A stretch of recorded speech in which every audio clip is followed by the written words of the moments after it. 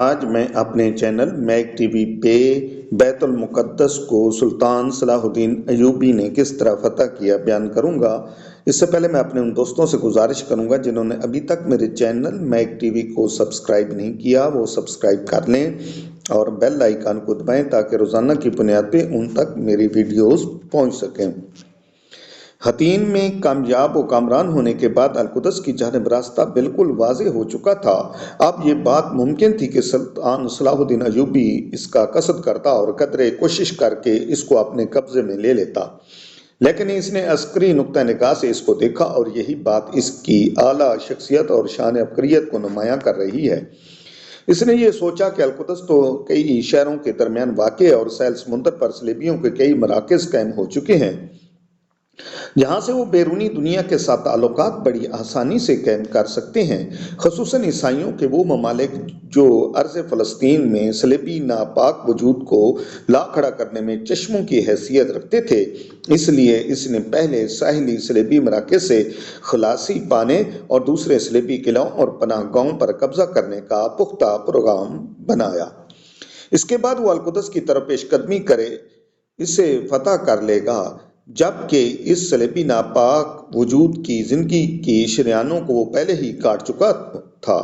اس کے علاوہ عکا اور دوسرے ساحلی صلیبی قلعوں پر قبضہ کرنا بھی مصر اور شام کے مابین راستہ بھی بنا دے گا جو اس کے ملک کے دونوں بازو شمار ہوتے تھے۔ اس نے اپنے پروگرام کی تکمیل کے لیے عسکری اعتبار سے ہر طرح کی تیاری کی، مجاہدین کو اپنے ہمراہ لیا اور اپنے ذہن میں کھینچے ہوئے خطوط کو زمین پر کھینچنے کے لیے چل پڑا۔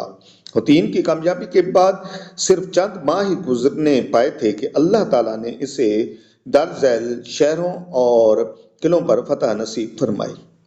عکا، کیساریہ، حیفا، صفوریہ، معالیہ، ثقیف، الغولا، الطور، سبتیہ، نابلس، یافا، تبنین، سیدا، جلیل، بیروت، ہرپند، اسقلان، الرملہ، الدوارون، غزہ، بیت اللحم، بیت جبریل اور ان کے علاوہ ہر وہ چیز جو ان صلیبی بری فورسز کے پاس تھی۔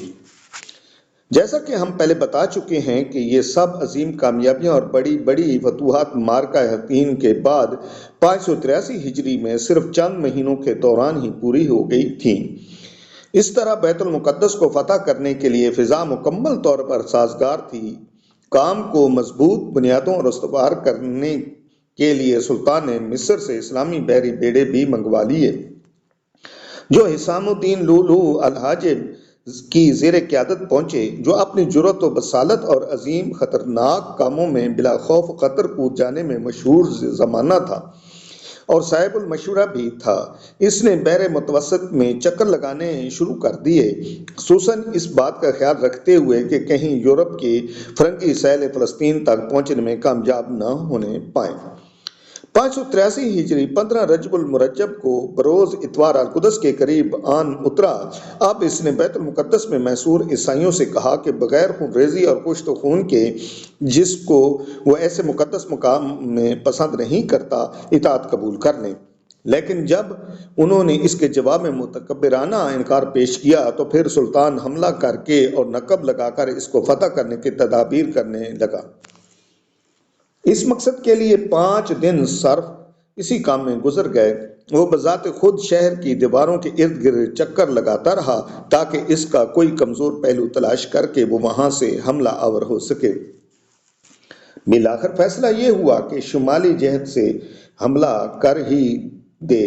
چنانچہ 20 رجب کو اس نے اپنے لشکر کو اس جانب منتقل کر دیا۔ اسی رات منجنیقیں نصب کروانی شروع کر دیں۔ صبح ہونے سے قبل منجنیقیں لگ چکی تھیں، بلکہ اپنا کام کرنے کے لیے بھی مکمل طور پر تیار تھیں۔ لو اب انہوں نے اپنا کام شروع کر دیا۔ دوسری طرف فرنگیوں نے فصیل کے اوپر اپنے منجنیق کو نصب کر لیا۔ دونوں طرف سے پتھراؤ شروع ہو گیا تھا۔ فریقین کے مابین سخت لڑائی ہو رہی تھی۔ امام ابن الاسیر کے بقول ایک دیکھنے والے نے دیکھا کہ ہر ایک فریق اس لڑائی کو دین سمجھ کر لڑ رہا ہے، اور یہ بات بھی ایسے ہی ہے کہ دین ہی وہ چیز ہے جو انسان کے اندر کو متحرک کرتی ہے، موت کو اس محبوب بنا دیتی ہے، اپنا سب کچھ اس پر لٹا دینا اس کے لیے آسان ترین بنا دیتی ہے۔ لوگوں کو اس بات کی ذرا برابر بھی ضرورت نہ تھی کہ انہیں لڑنے مرنے موت کے دریا میں کودنے پر ابھارا جائے، بلکہ شاید انہیں زبردستی بھی روکا جائے تو روکیں گے۔ پھر انہی جہادی و قتالی ایام میں سے ایک امیر عز الدین عیسیٰ بن مالک جو مسلمان قائدین اور متقین میں سے ایک تھا، وہ شہید ہو گیا تو اس کی جامِ شہادت نوش کرتے ہی مسلمانوں کے جوش اور ولولے میں ایک نیا رنگ پیدا ہو گیا، تو انہوں نے یک بار کی ایک ایسا حملہ کیا کہ فرنگیوں کے قدم اکھڑ گئے۔ کچھ مسلمان خندق عبور کر کے فصیل تک پہنچنے میں کامیاب ہو گئے۔ دیوار توڑنے والے نقابوں نے شہر پناہ کو توڑنا شروع کر دیا۔ اس دوران دشمن کو دور رکھنے کے لیے مجانیق بلا توقف پتھراؤ کر رہی تھیں اور تیر انداز مسلسل تیروں کی موسلادھار بارش برسا رہے تھے تاکہ یہ نقاب یعنی دیوار توڑنے والے اپنے مقاصد کو حاصل کرنے میں کامیاب ہو سکیں، یعنی ان کو یہ کور فائر دے رہی تھی۔ تو جب ان فرنگیوں کے دفاع کرنے والے نے مسلمانوں کے حملے کی شدت، ان کی ارادوں کی صداقت اور القدس رسول اللہ معظم صلی اللہ علیہ وسلم کی سب معراج کی عارضی قیامگاہ کو چھڑوانے کی خاطر موت کو سینے لگانے کے جذبات کو دیکھا تو انہیں اپنی ہلاکت و بربادی کا یقین ہو گیا اور سوائے امان طلب کرنے کے کوئی چارہ نہ دیکھا تو وہ مذاکرات کرنے کے لیے مائل ہوئے۔ دنیا میں کافر قوموں سے مذاکرات کا طریقہ بھی یہی ہے کہ جہاد جاری رکھا جائے اور اللہ کے دشمنوں کا گھیرا تنگ کیا جائے کہ وہ مذاکرات کی اپیل کریں۔ یہ نہ ہو کہ مسلمان کمزوری دکھاتے ہوئے خود مذاکرات کی دعوت دیں، اور وہ بھی مغلوبانہ جمہوری انداز میں کہ جس طرح آج کل ہو رہا ہے۔ پہلے مسلمانوں پر ظلم کیا جاتا ہے، ان کو ذلیل کیا جاتا ہے، اور پھر مذاکرات کی سازش کر کے ان کو نام نہاد معاہدوں کی جال میں پھانس کر بے بس کر دیا جاتا ہے۔ اسی طرح مغلوب عیسائیوں کے معززین جمع ہو کر سلطان کے پاس امان طلب کرنے کی غرض سے آئے اور سلطان صلاح الدین ایوبی سے اس شرط پر امان کے طلبگار ہوئے کہ بیت المقدس اس کے حوالے کیے دیتے ہیں، تو آخر سلطان نے ان کی طلب کو مان لیا اور بیت المقدس لے کر انہیں امان نامہ دینے پر راضی ہو گیا۔